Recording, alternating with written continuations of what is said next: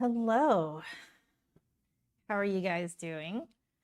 Abhishek, hello and welcome.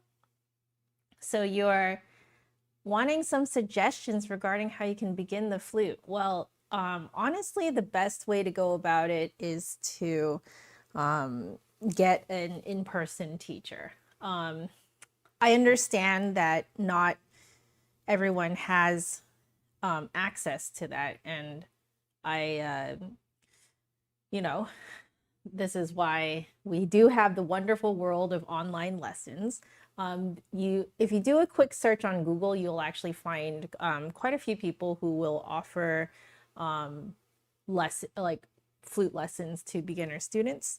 Unfortunately, I don't accept beginner students online, and it's simply because I personally have not developed a way to teach beginners effectively online. So I do have a 1-year in-person lesson requirement before people can join my personal private online studio.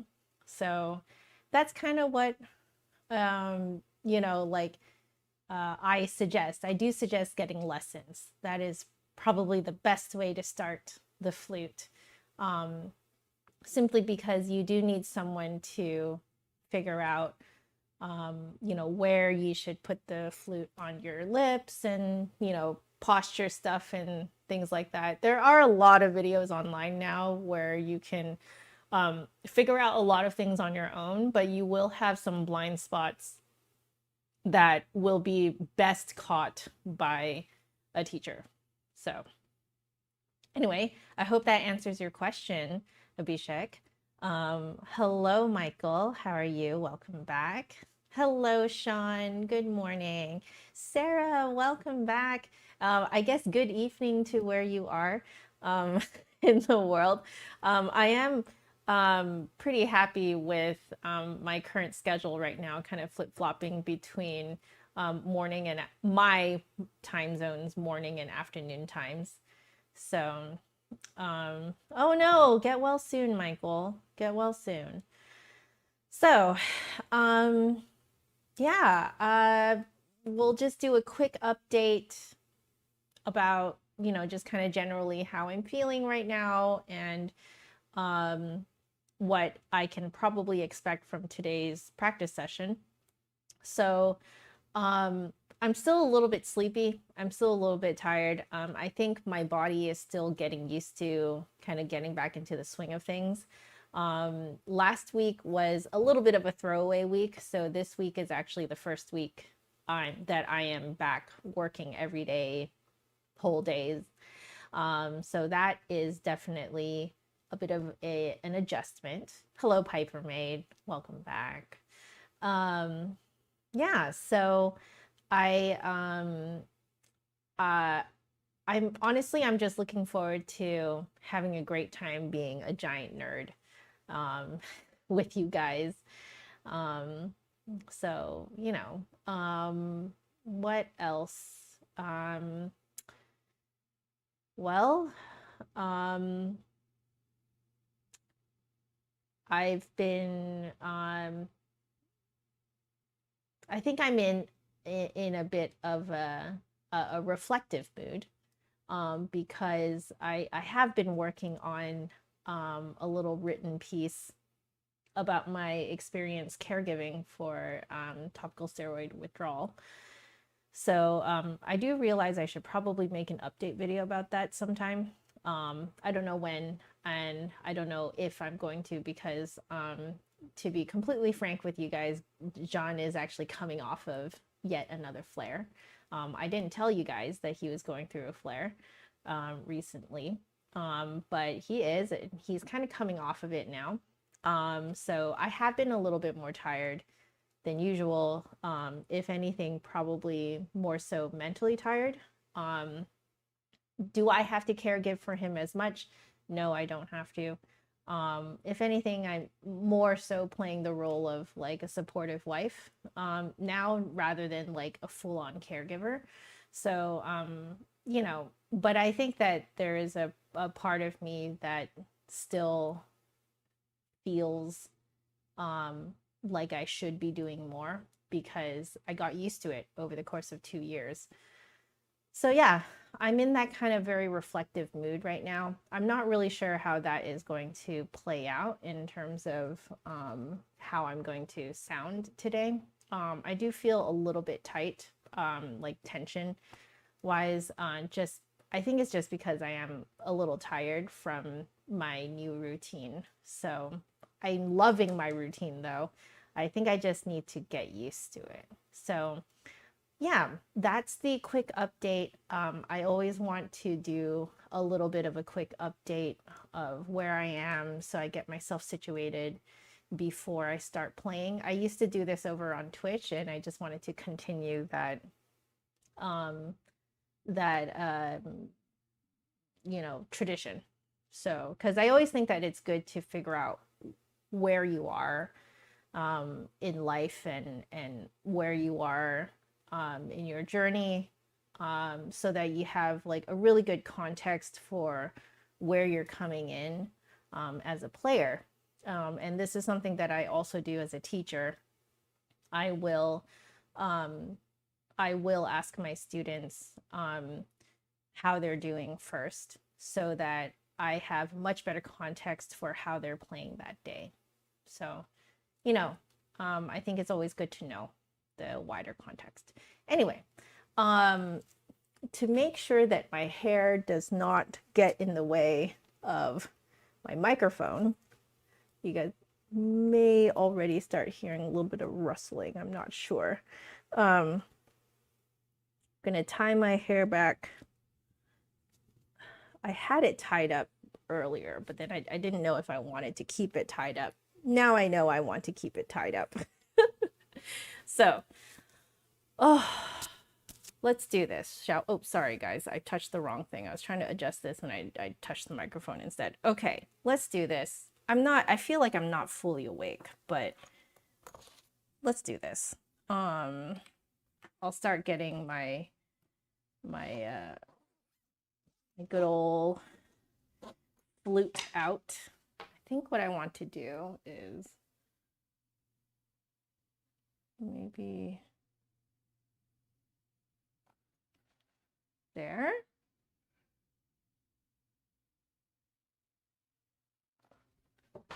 We'll do that. Then you guys can see a little bit more. There is so much going on this this table here. Oh, lordy, I really need to clean this table. But here we go. Let's put our flute together and see how we play today. Boy.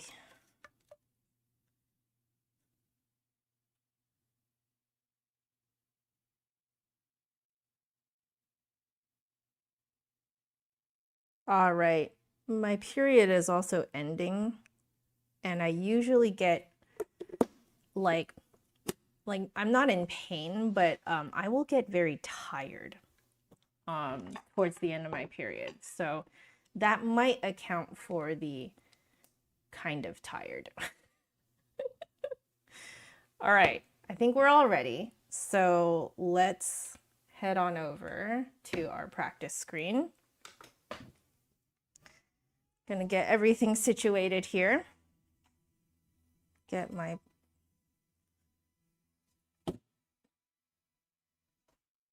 okay, everything's fine. Everything's fine. For a second, I was like, oh dear, what has happened? Okay, we're good now.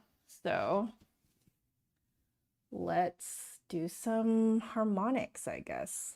I'm gonna take off my glasses. My glasses are getting so cloudy and dirty. All right, let's start the timer and get this show on the road. We'll mute that. All right.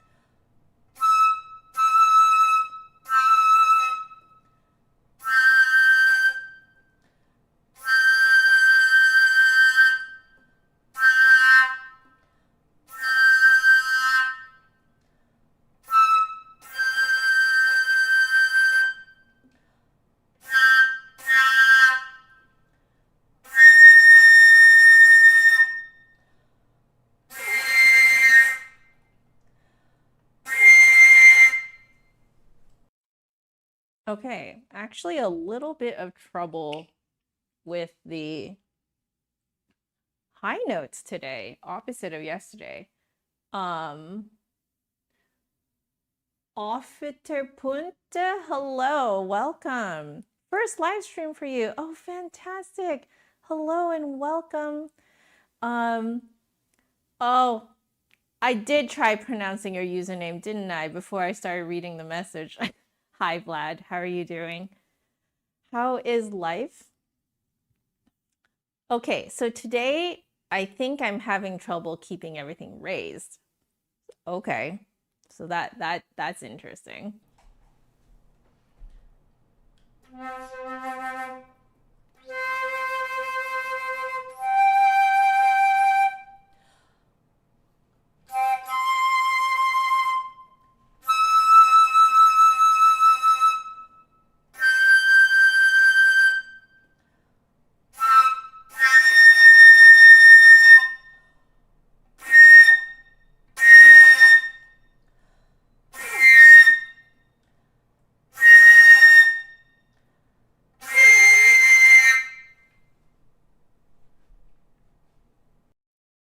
Okay, we're going to try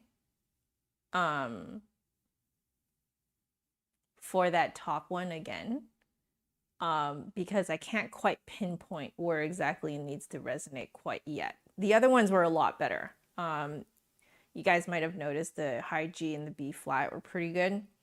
So I'm gonna try and place that high C now.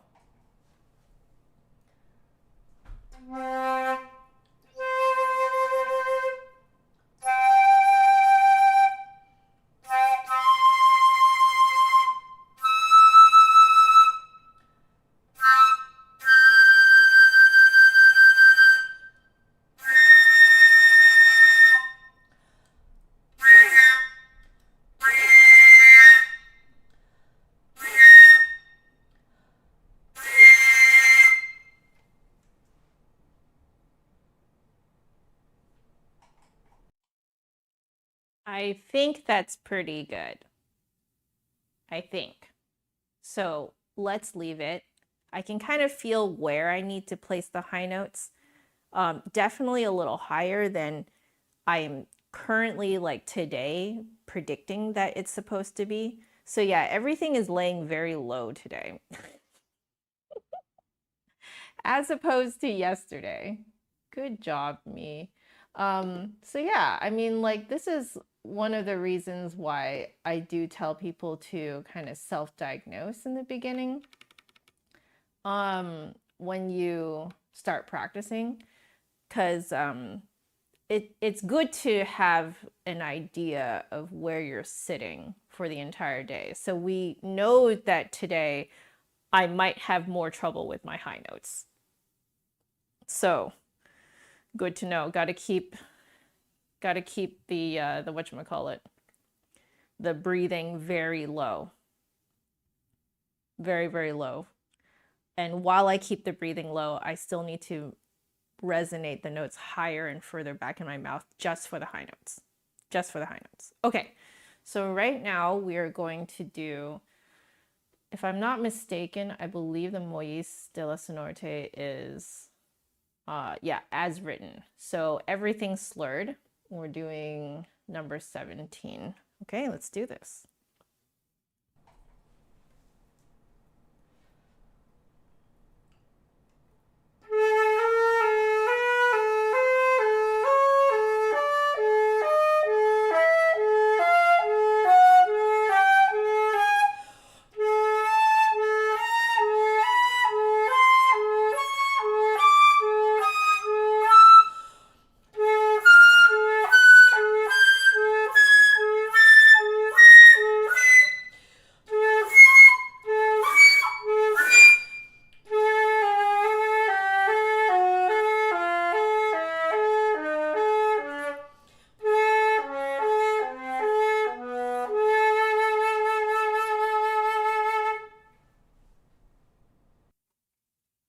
Not bad.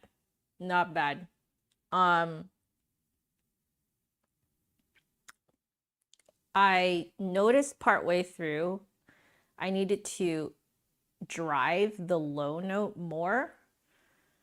Better than yesterday. Yeah, you hear it, right?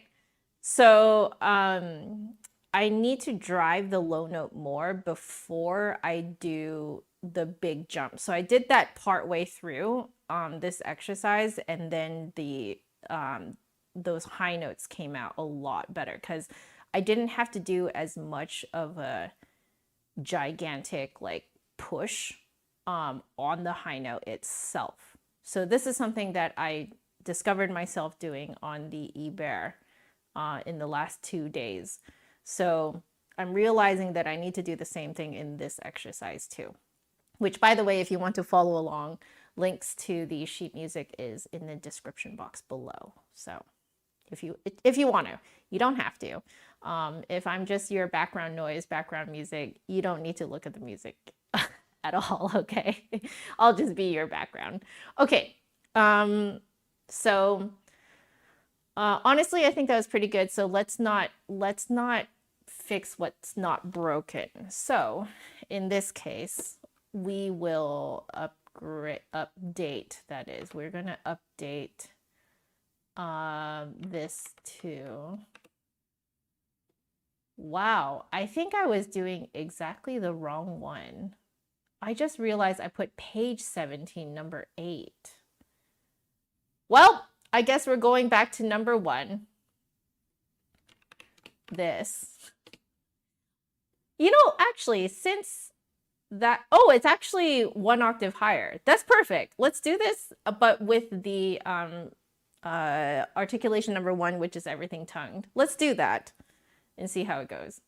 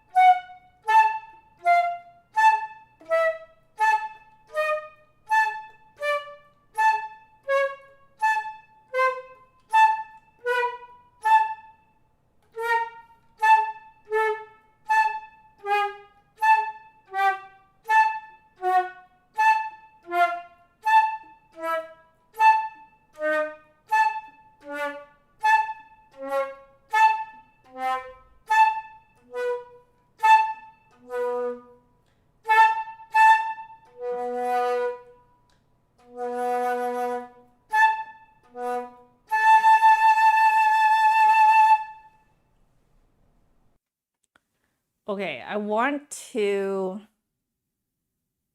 really figure out where that E is. I forgot what the trick was. I believe it's aim lower and more air, but I will try that again. And then also the lowest jump as well. I think I might be holding back too much and I need to let go and play more forward, I think. So let's try that.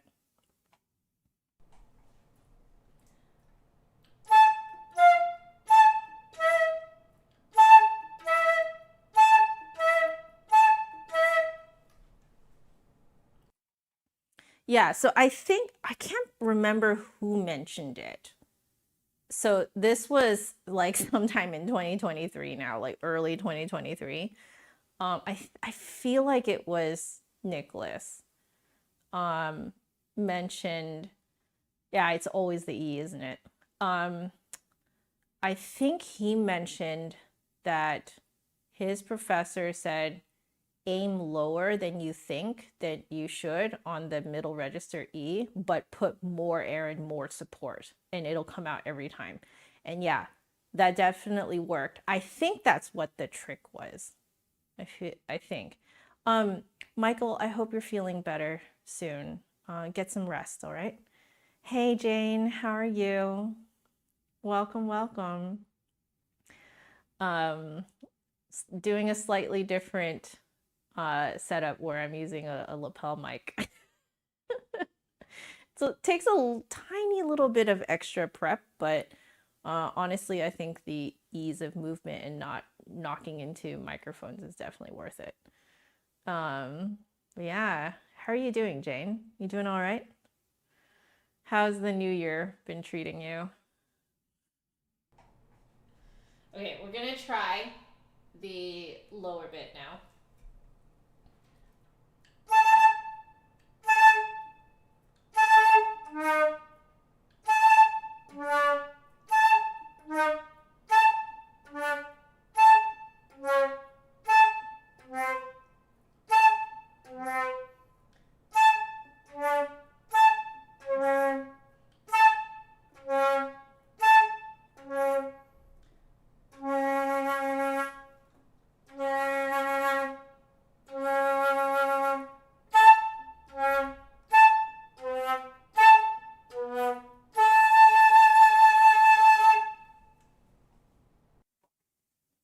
Better. Hey, Pauline, how are you doing? Welcome, welcome. Oh, Michael, we're all here to support each other. But seriously, feel better soon. Get some rest.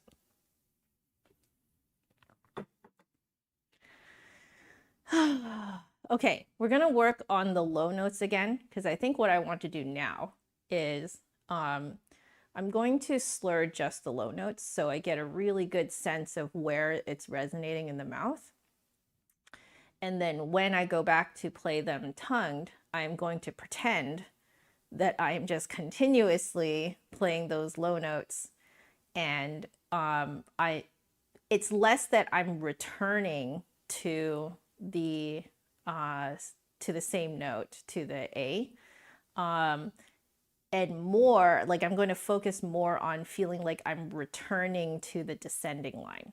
So it's kind of like reframing and rethinking this exercise in a different way, because I think most people would think of it as returning, that you're constantly returning to the repeated note, but I'm going to think instead of returning to the descending line and see if that helps. So first thing is I'm going to just play legato, only those low notes. Jorge, hello, welcome. Happy holidays to you too. I hope you had a great holiday too. Marty, hello and welcome. How are you? How is life, everyone? How is 2024 treating you all? Let me know in the chat. I really love reading the chat while I do this. Okay, let's do this.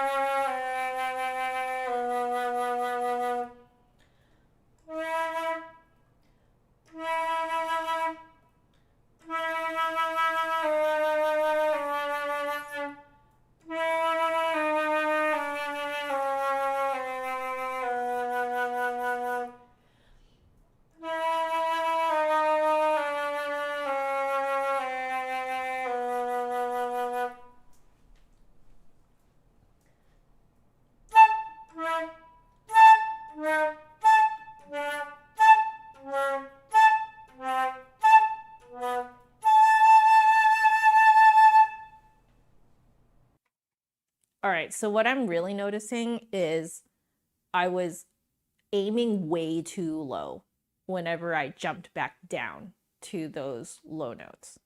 So I'm going to do the exercise again the way that I just did.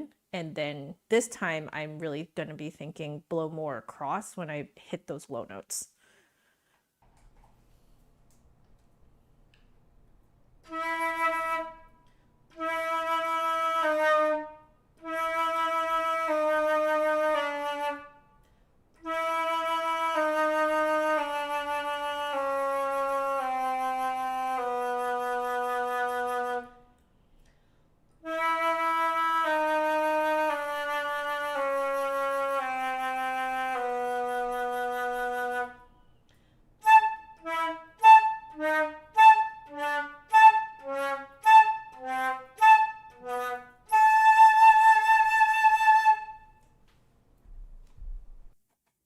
All right, I think that's pretty much as good as it's going to get today.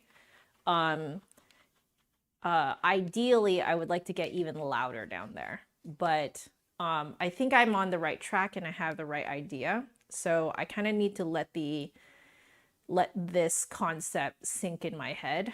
So it's probably going to be better tomorrow. Similar to how they are much better than yesterday. Yesterday I was having a really hard time like keeping everything sitting really low. So the returning to the low notes reminds you of the beginning of the current in Bach's Partita. Oh.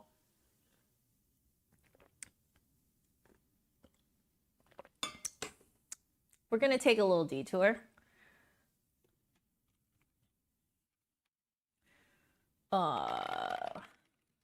Let's go to, so the current, right?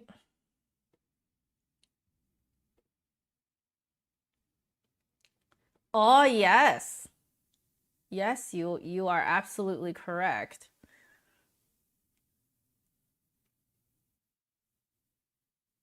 Yes, yes. I think I know the part that you're talking about too.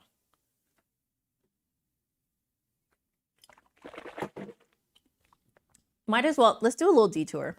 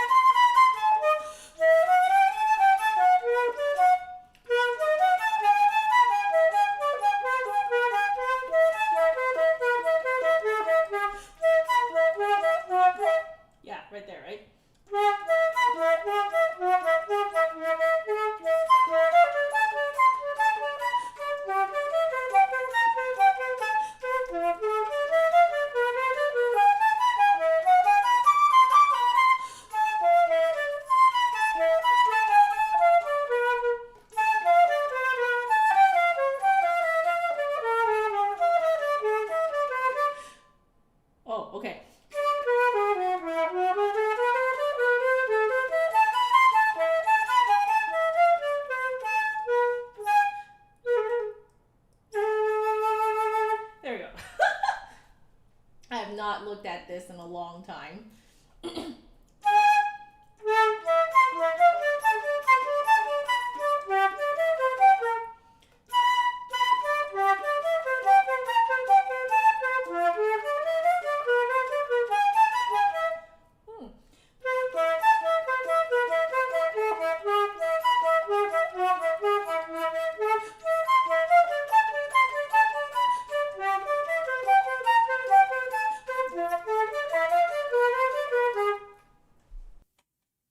I still have the tendency to aim really low, like far too low.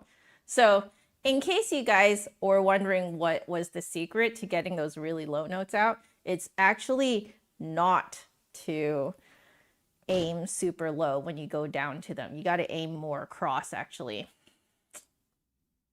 You know, everything connects. Fluteberry's music, hello, hello, hello. Welcome, welcome. Oh, at the beginning? Oh, yes, there too. Also, if you want to get those nice and fat in measures 3 and 4, you do also want to blow more across.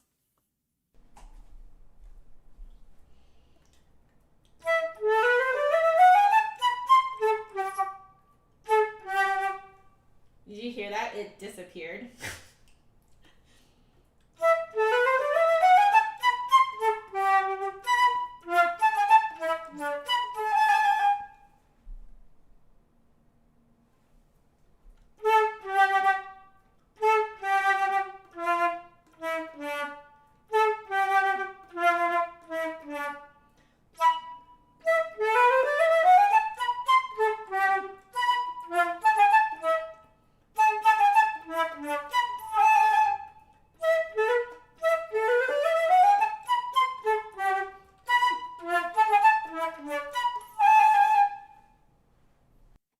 Nearly.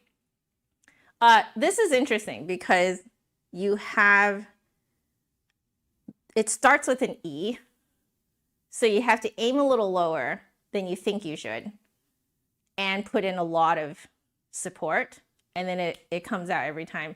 But then you can't aim too low for the lowest notes.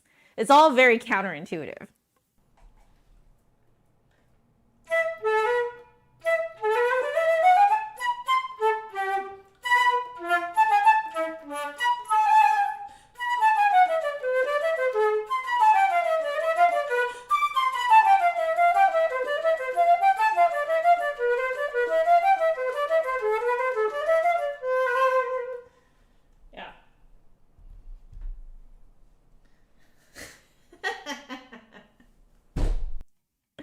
Einstein, welcome back. How are you? I played this a long time ago, but yeah, in essence, I am kind of sight reading it again. It's been a hot minute. But yeah, all of this puts into practice what we just practiced with the moyis. So you know, if anyone needed proof that you need to do your exercises, I think this is good proof. So Pauline, you've been working on the frowny embouchure and low notes. Very good. Your problem is that when you try to do octaves, it sounds awful. You think you've been squeezing your lips to change the octave, any input. Yeah, definitely if you are squeezing your lips to do the octaves, that it will be counterproductive to what you want to do. Mostly because if you think about it, I'm going to guess if you are squeezing, this only, like what I'm about to say is only applicable if you are actually squeezing your lips. So I like to use the imagery of a hose, a water hose. If you squeeze the opening, so let's pretend essentially our lips is like the opening of a water hose. If you squeeze it, what happens to the water, right? When the water's coming out. And you'll see a lot of people doing this. You may or may not have done it yourself. You squeeze the front so that it increases the water pressure coming out, but because there's so much, like when you squeeze it, you're making the hole smaller. But because there's a lot of water pressure behind it, it has to start spraying outwards in every which way, right? So people will like squeeze the front of it to kind of create a spray. And then they can just like water their plants or the grass or whatever with like more of a spray rather than like a jet of water. So this is essentially what's happening if you are squeezing your lips, but you are not really changing anything with the air pressure behind it. In fact, if you are like jumping up an octave and you are increasing the air and you are squeezing your lips, you can see how that would essentially spray your air everywhere and have it not actually be directed, if that makes sense. So if you're trying to get higher octaves, there's in terms of how that actually works is that you very slightly raise the air pressure, okay, very slightly, and you angle the air upwards just a hair, and that will help the higher kind of harmonic. That's actually what's happening. It'll help the higher harmonic come out. You also want to kind of like blow from a different position in your mouth. So in yesterday's stream, I talked about the difference between, like, if we were to completely generalize forward playing and back playing in the mouth, it's the difference that you feel in your mouth if you're to blow a candle out. If you blow a candle out, you go, right? And you can kind of feel the air starting in the front of the mouth. That kind of blowing is actually really good for low notes, generally speaking. And high notes, though, want to resonate further back in the mouth. And the best equivalent to normal life is like when you warm up your hands and you go like that, you can actually feel the air starting to move at a much further back position in your mouth. And high notes actually want kind of like warm air breathing. So if you are blowing air from like a candle blowing position on high notes, it's always going to sound like you're squeezing the front of a water hose, because like all that air is just kind of coming out right in the front, and you can't focus it or anything. Whereas if it's higher pressure and you are really starting to like work the air from further back in the mouth, you have way more time and space to actually focus the air down through your lips. I hope that explanation made sense. It's kind of a little bit of an extension of what I was talking about yesterday. So yeah, Pauline, I hope that helps. Just understanding kind of like how that's working. But yeah, if you are squeezing your lips, likely this is happening, that you may be, without realizing it, you may be causing the air pressure in the air stream to just kind of spray because you're squeezing it. And with that amount of air pressure behind it, it needs to go somewhere. So if your lips are going to be that small, then your air pressure and the volume of air behind it needs to also be smaller for it to stay focused. If you do that, though, you'll get softer. So if you want to be loud and you have a lot of air pressure behind you, the aperture between your lips has to be bigger too. Anyway, I hope that kind of made sense. That was my explanation, just like completely right off the cuff. Okay, let's do a little bit of circular breathing.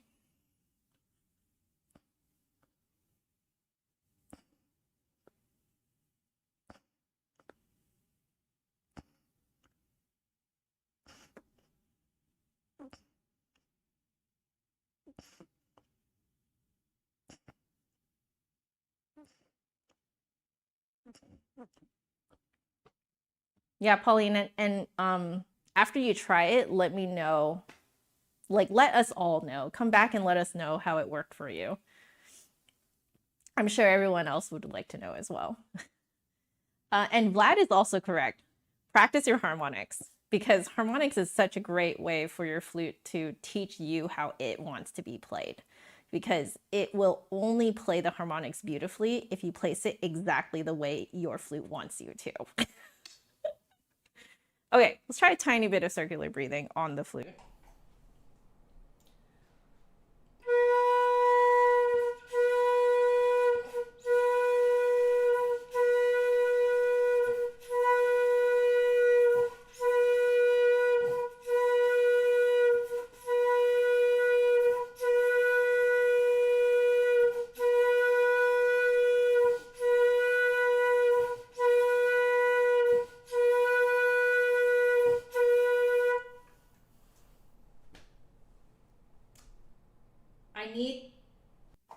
I need to breathe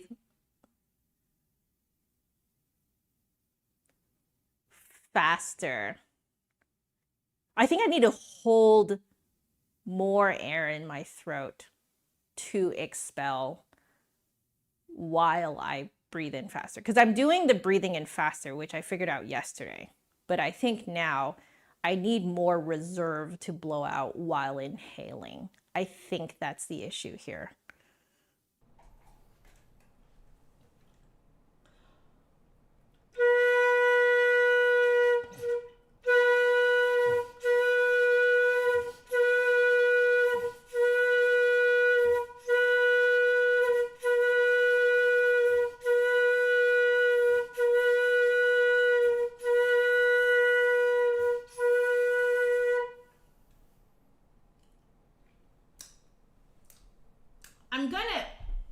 I'm gonna give that a think.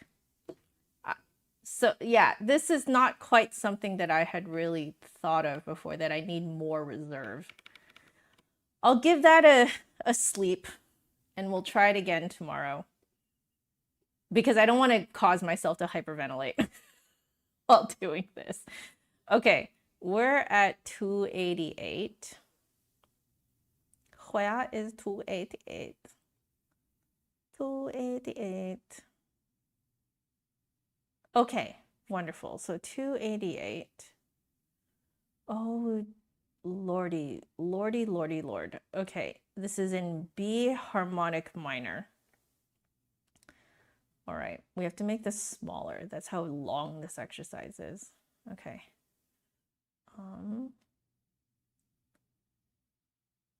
B harmonic minor. Good lord. Okay. All right. That's fine. That's fine. Fine. Nothing. It's fine.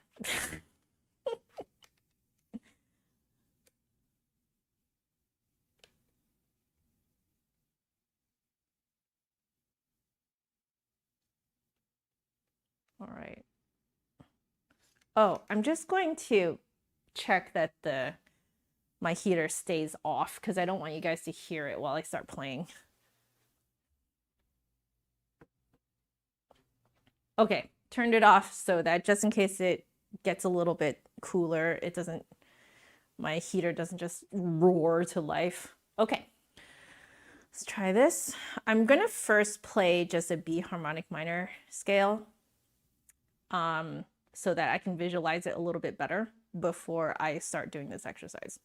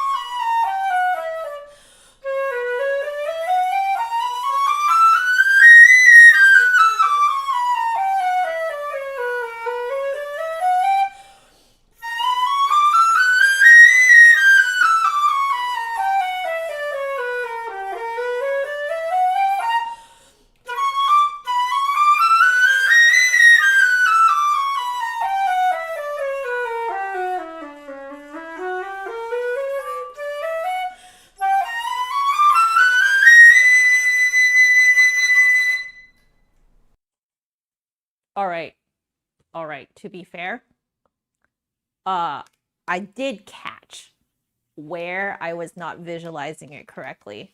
So it's in two spots. Ironically, I got more used to the high A sharp going back and forth from the G. But it's in the middle and the low register, especially in the middle register, where like I'm just not visualizing the A sharp going to G or the G going to the A sharp. Mostly it's the A sharp going down to the G, I think it is. So I'm not visualizing the A sharp descending to the G very well. I did it better in the second half of the exercise, but the other spot, weirdly enough, is when I hit the high D. I think for some reason, I don't know exactly what's going on there. I think maybe my brain is wanting to play a D sharp instead and then getting confused when I hit a D natural instead. So I think I'm stuttering a bit there, which means that at the bottom of it, I just need to visualize it correctly. So I need to visualize A sharp descending to G correctly in the middle register specifically. And then I think, so I'm going to do it again now. And I'm going to try and figure out what I am visualizing incorrectly about somewhere in the high D area. Okay, so let's try this again.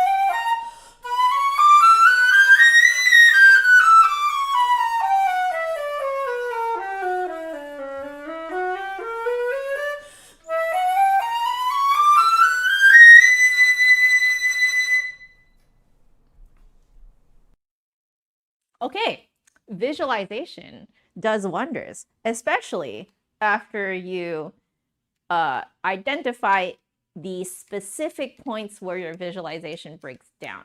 So, wow, I have really missed thinking out loud because honestly, I practice the best this way, where I get to think out loud. And I think by talking, I actually like organize my thoughts a little bit better. So that's very interesting. I don't think I ever really realized that in B harmonic minor, I very specifically do not visualize A sharp descending to G natural very well. And also I keep wanting to play D sharp to E or E to D sharp, especially in the third register. Sometimes I noticed it happening sometimes in the second register, but because I was actually paying attention to it this time, I was making sure to visualize D natural to E and E to D natural, like both ways. So we learned something about myself today. So, sometimes it doesn't even matter how well you think you know your scales. When you are presented with a slightly different pattern, like way of doing the scale, it can really kind of throw you off and show you what you need to work on. So I suppose that is good. Okay, we are going to update all of this.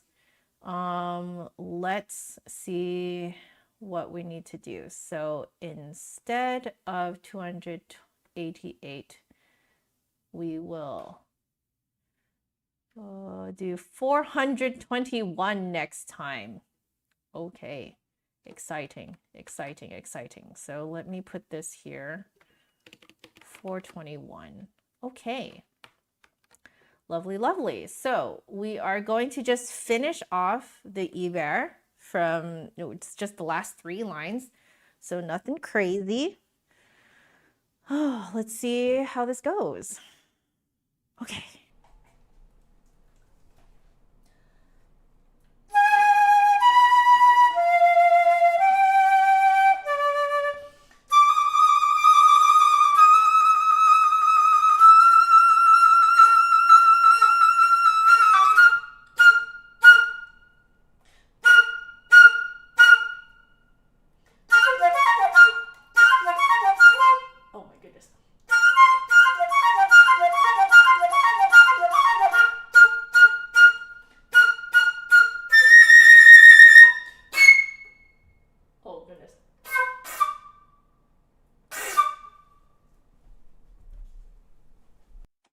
I have forgotten the fingering. We're going to look in my old notes. I nearly got it. Okay, so it's... Okay. Okay. Okay.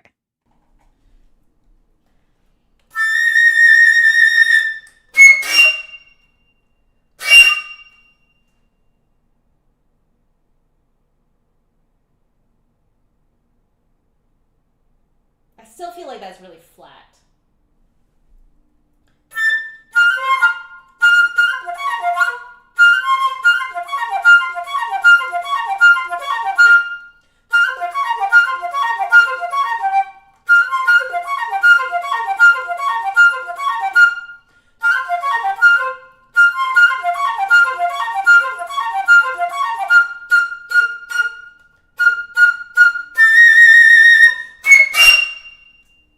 F7. Yes, it is F7. Don't worry. I forgot the fingering too. All right. I forgot the fingering too. Yeah. It's a high F. Sean is correct. It's a high F above that high D that we normally play. Chella, hello. I hope I'm saying your username correctly. Chella, hello and welcome. How are you doing? You know what? Just for fun, I'm going to look up more alternate fingerings for the F7 because I feel like I can eke out slightly higher notes. And you know what? I think it will be a good thing to wear, at least on my right side. Let's wear an earplug.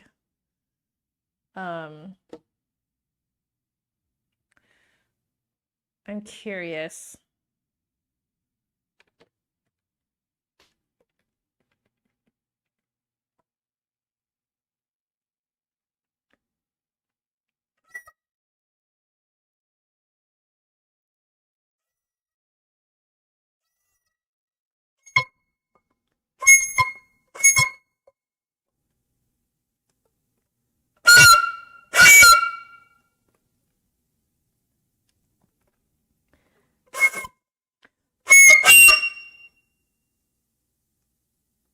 So good.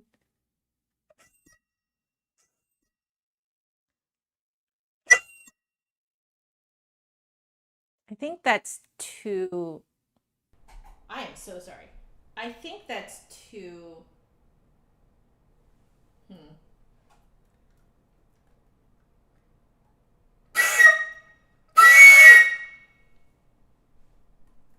There's a slightly sharp one.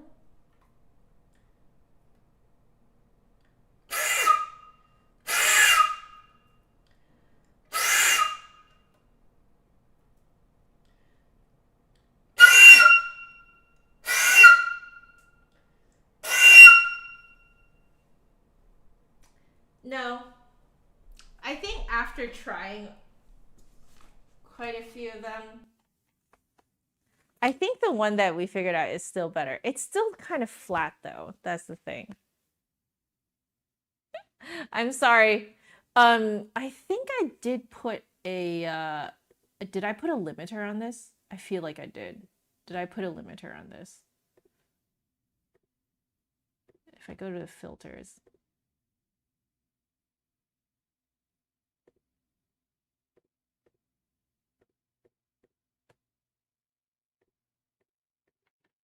I'm sorry about that, guys. Forgot to. Forgot to put it back to the this one.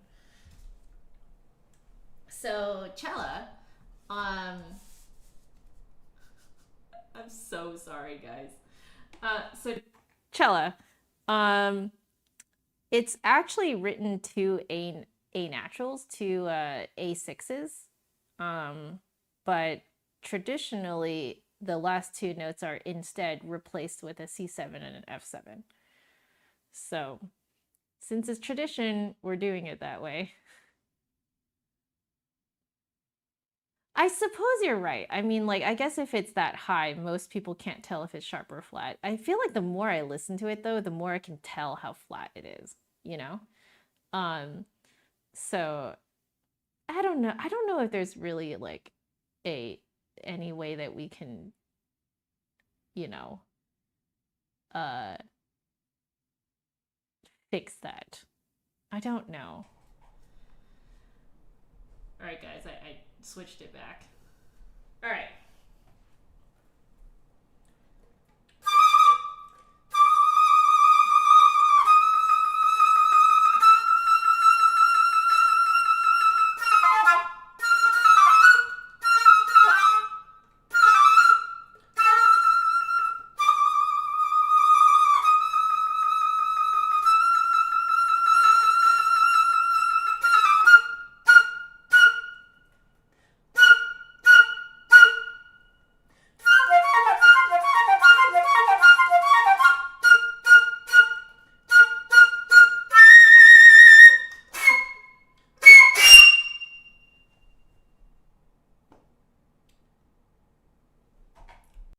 I think I need to go faster for sure. And the other thing that I like noticed myself doing was not using my thumb B flat early enough and then doing like an awkward slide. So I think what I can do is actually already starting from the allargando molto right before it, I can actually already put on my thumb B flat. So I think I'll try to remember to do that. Lilac, hello, welcome back. How are you doing? And Connor, hello and welcome back. How are you? Flute berries, yeah, right? Okay, see, I'm not the only one. Flute berries can tell it's a little flat. Unfortunately, it's the only one that's really responding, like the only fingering that's really responding, right? Yeah, almost an E, exactly. It's like I'm just like, I feel like it's a little too flat. And like, even though I'm like aiming really high, it's not going high enough for me. So I don't know what to do about it, guys. Okay.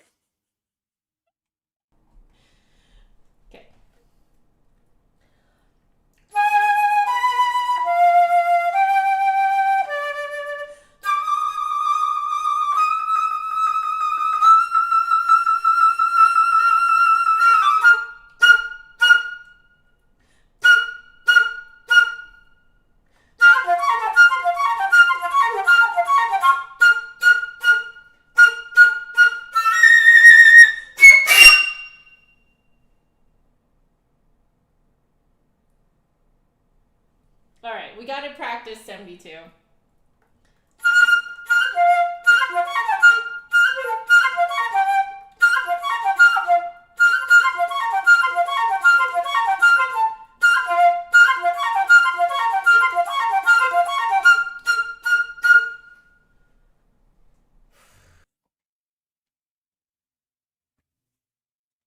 You're flying back to school this weekend?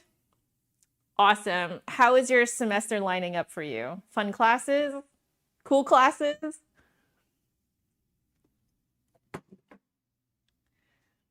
So, okay. So Vlad thinks that, okay, I aim so high. I aim so high. I think maybe that's the thing that we have to do. Because I do remember Nicholas Flute telling me his username here is just another flute player, I think, right? Am I right? Just something like that.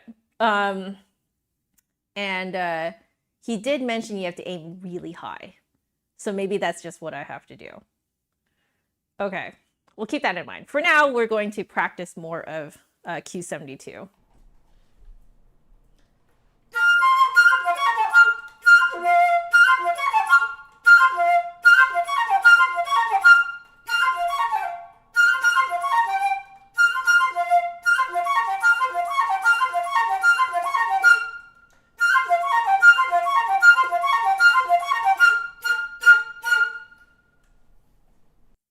So the issue with that is that my fingers don't want to go to G. They want to keep my middle finger up because it's still thinking about the high F, or that is, it's thinking about the high F too early. Maybe that's what it is. See, again, I don't know. I don't practice well without talking out loud, guys. I think maybe that's what it is. I think I'm thinking about the high F too early. So I need to focus more on driving towards the G, I think. Okay, let's try that.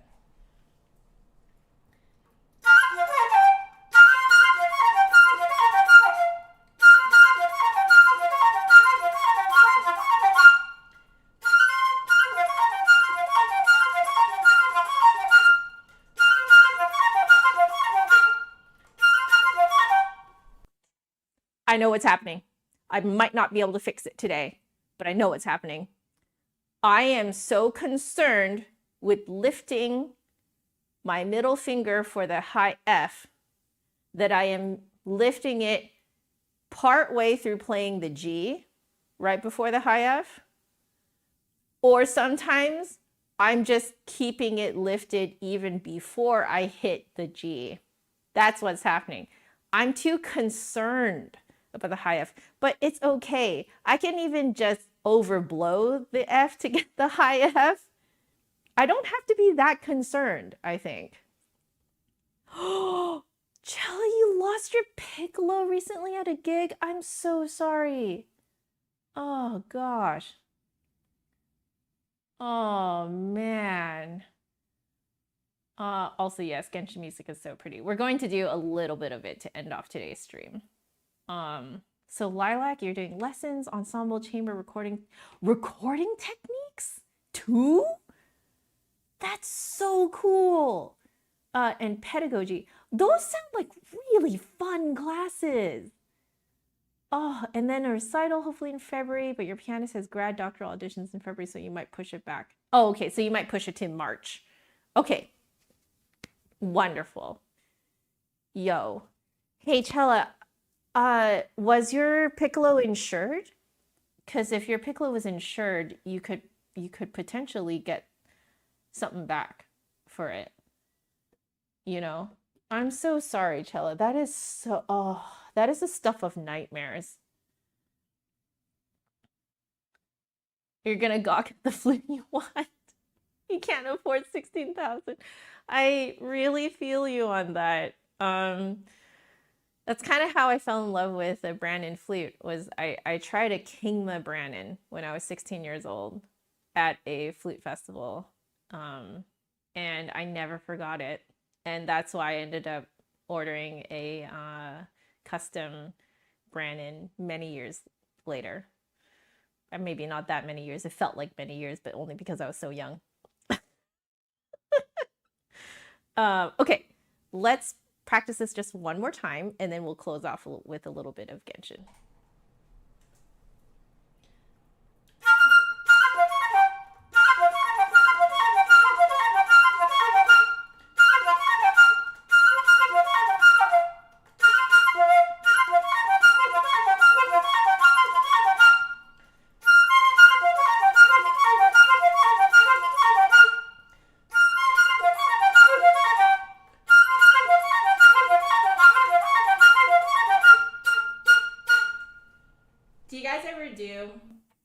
Do you guys ever do something so many times in a row that it loses its meaning?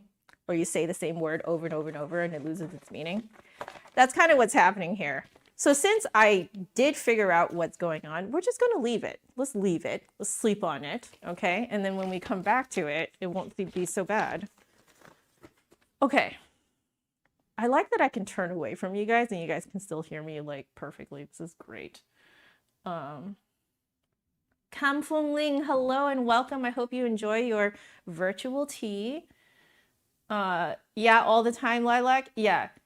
Like, so this is what happens to me, at least. Maybe it doesn't happen to everyone, but for me, if I drill the same thing too many times until it like loses all its meaning to me, it's like diminishing returns. Like I might as well not continue practicing it for that day. Like it's so bad for me.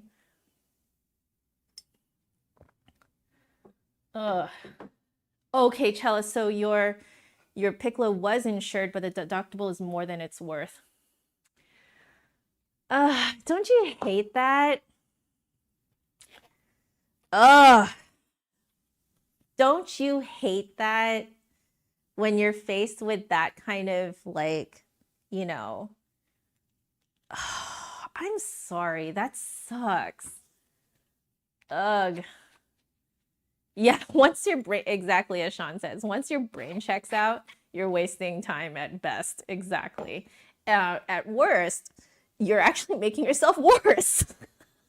So anyway, we got 3 minutes to mess around with Rapid as Wildfires. So what I am going to do here is just work on the last bit because I just need a good solid repetition of the last little section. So, okay, here we go.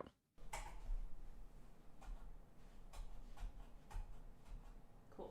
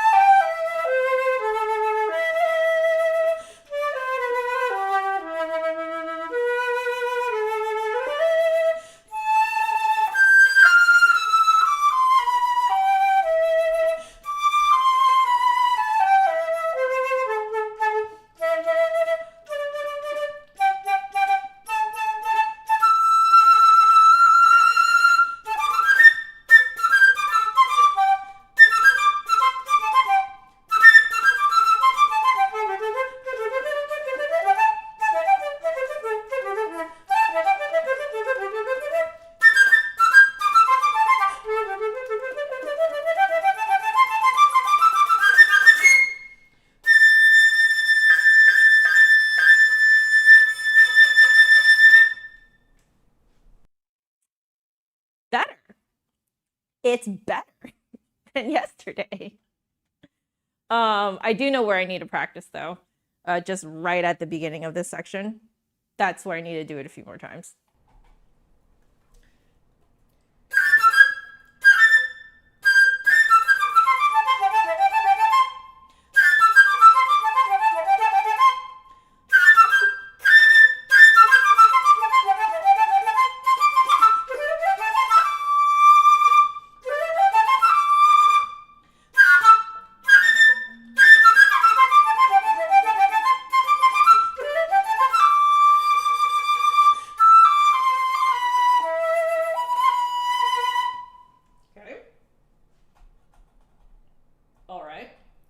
Not bad. Not bad. Okay, there's a rhythm part that I need to figure out.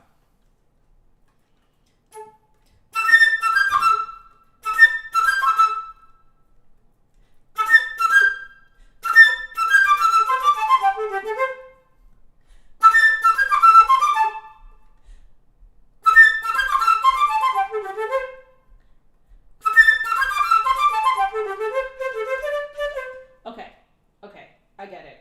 Okay.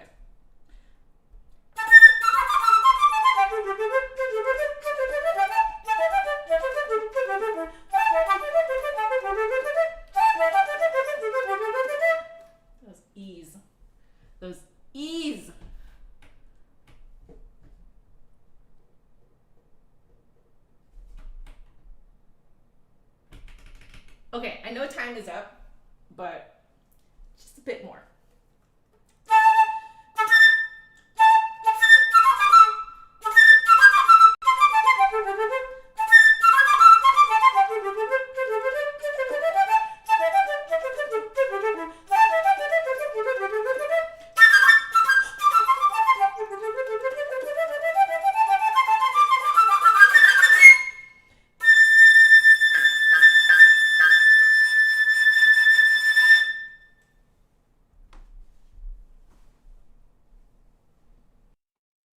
We'll call that good. So let's start cleaning up and I'll answer your questions here. Um, okay. How long have I been practicing this piece? A while, but I did take a really long break, like a really long break. There we go. And like I want to say maybe the last time well, okay, aside from the last 2 days, I think the last time I practiced it like very seriously was probably June. Because you know, life got a little bit nuts and crazy. And so I didn't get a chance to practice this. But you know, I play Genshin a lot, so it's stuck in your head. Let's do this. Then you guys can watch me pack up. Is it too fast at this level of learning clarity? Isn't it too fast? I don't know. Like, my heart just wants to play it this fast. Like, I'm just being real with you, okay? I don't know. Like,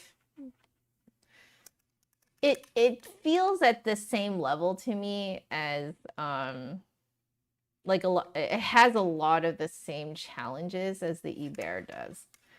So and I did learn it a little bit slower earlier already. So, but there are just some parts here and there, just some spots here and there where I'm just kind of like, I think I was just using my powers of sight reading to like bluff my way through it. But now that I'm actually repeating it a few more times, now I'm like, ah, yes, actually, I am starting to notice certain patterns, and I'm realizing that like, oh, the rhythm, like maybe I'm focusing on the wrong part of the rhythm, and you know, stuff like that, stuff that makes it easier to play and more musical. So Kamfung, you missed my old flute reviews. You know what? Don't worry. The more flute reviews are on the horizon. I'm unsure about doing edited versions of my flute reviews.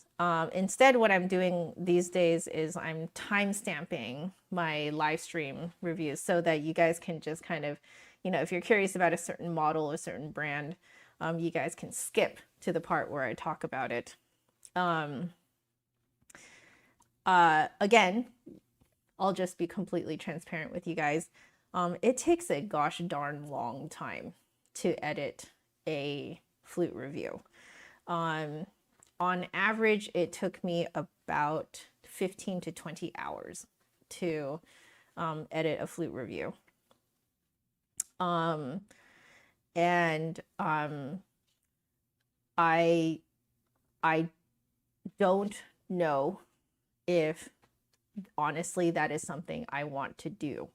I really enjoy doing it live, and I enjoy like experimenting in front of you guys and stuff like that.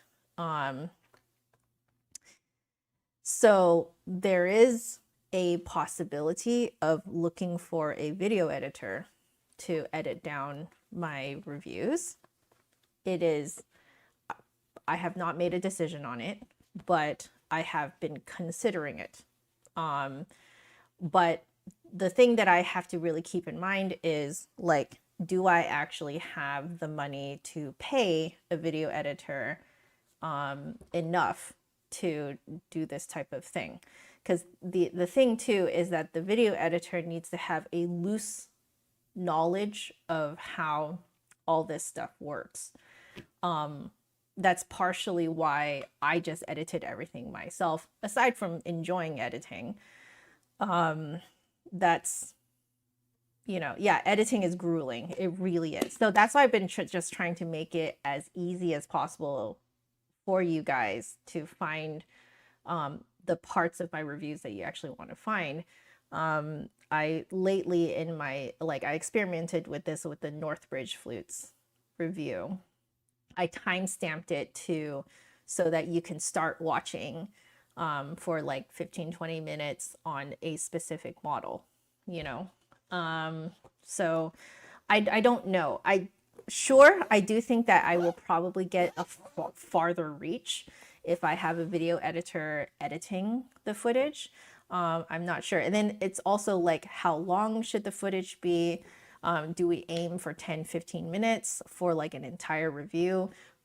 But does that even cover the type of information that a serious flute buyer would want? Because a serious flute, like someone who's like seriously in the market to purchase a flute, will probably want to have all the information they could possibly get on a flute, which that would be provided in my live streamed reviews, right? So,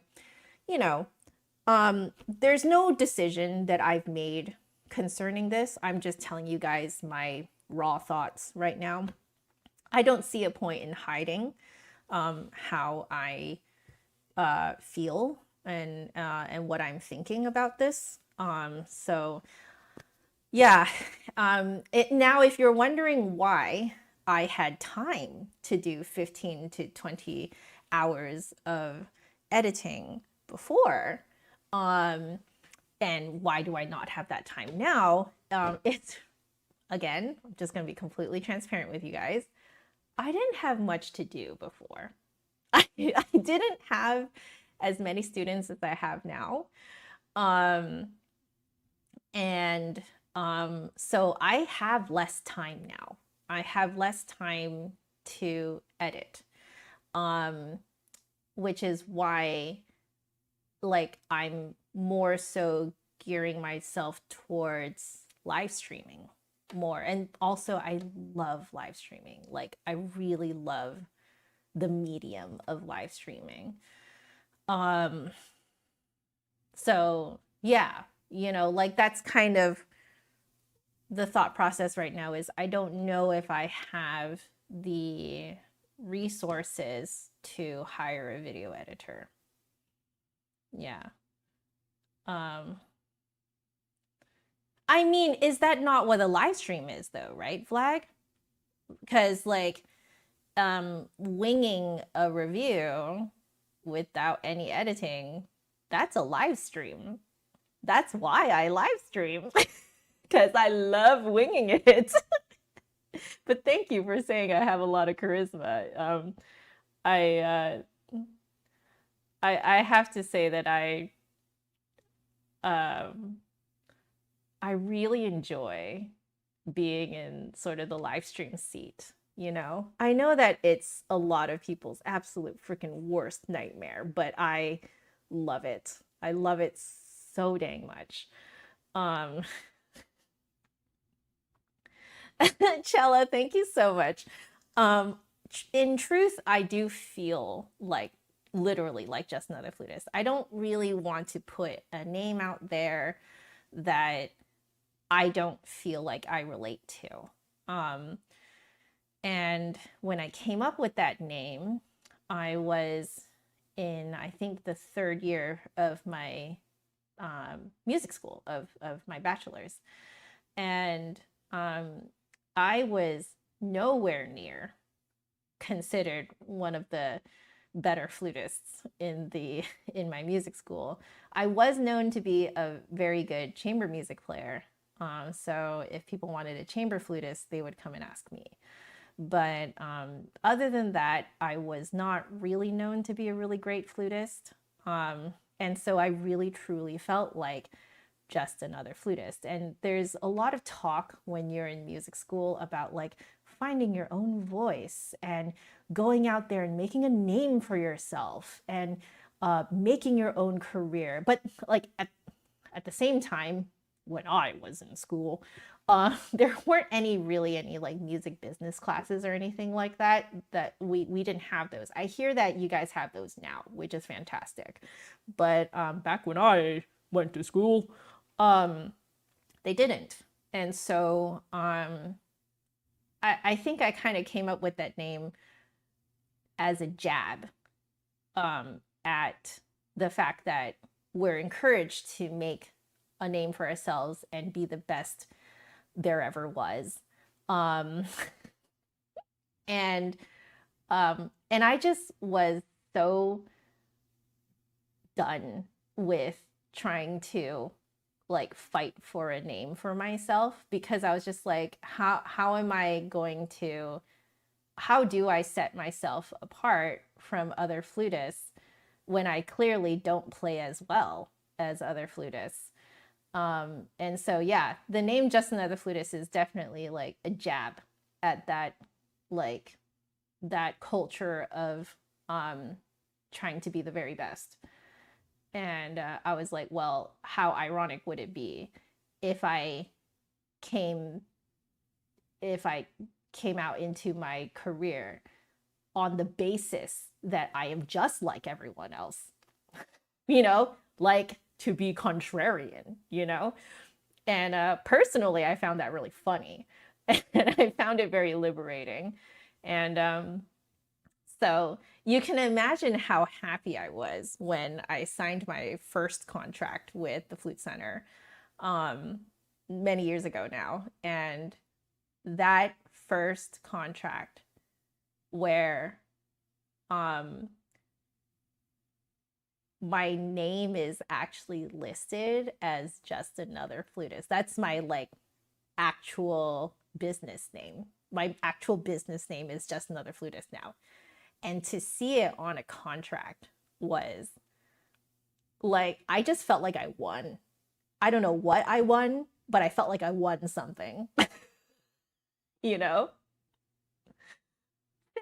Kampong Ling. I appreciate it. I enjoy explaining things. I think I enjoy being a nerd, really. I just enjoy being a nerd about the flute. I won a contract. There you go. I guess I did win. Yeah, you're right. Yeah, you feel it too, Chella? You feel it? Yeah. You feel like Just Another Flutist. I think what I realize is that a lot of people feel that way. If anything, the majority of flutists feel like Just Another Flutist. And like, I guess I instead of trying to set myself apart from the feeling of being just another flutist, I think I decided that I was going to be contrarian and embrace it instead. And there is a feeling of liberation and freedom that comes from no longer having to chase being something that you don't feel that you are. I don't think I will ever feel like anything besides Just Another Flutist. And I don't think that's a bad thing. I think it's a great thing, because like I feel that it keeps my mind open and I can learn more, have more fun without the pressure of having to be the best, Like I can actually enjoy my life this way. And I really like it. And I think I want to encourage you guys to do something similar, to embrace the feeling of being just another flutist. You don't have to fight to be the best. Honestly, there's not really any point.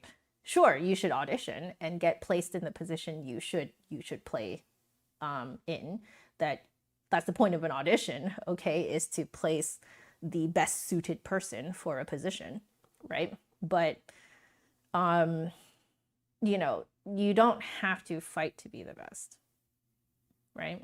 Yeah, exactly. It doesn't matter that you're the best. Exactly. It's about doing what you love. Exactly. Like, and I think that a lot of times, especially in the classical music world, I think a lot of us, myself included, I am including myself in this, I think we get so caught up in chasing being the best that oftentimes I think we lose sight of the joy of learning and the joy of just being, of just music, you know? I think a lot of us actually lose sight of just how wonderful and beautiful music is. So yeah, I do think that my username helps me, like reminds me every day to stay grounded. So, oh, you're playing the planets this April. Oh my God, that is awesome. That is super awesome. Oh, okay. I just took a look at the time and I've talked way too long. I need to go now and grab some lunch. So, just want to say I love you guys so very much. Please stay happy, healthy, and safe. And I will see you tomorrow. All right? There's no music without the musicians, so make sure y'all take care of yourselves. Okay? All right. Thanks for joining me today.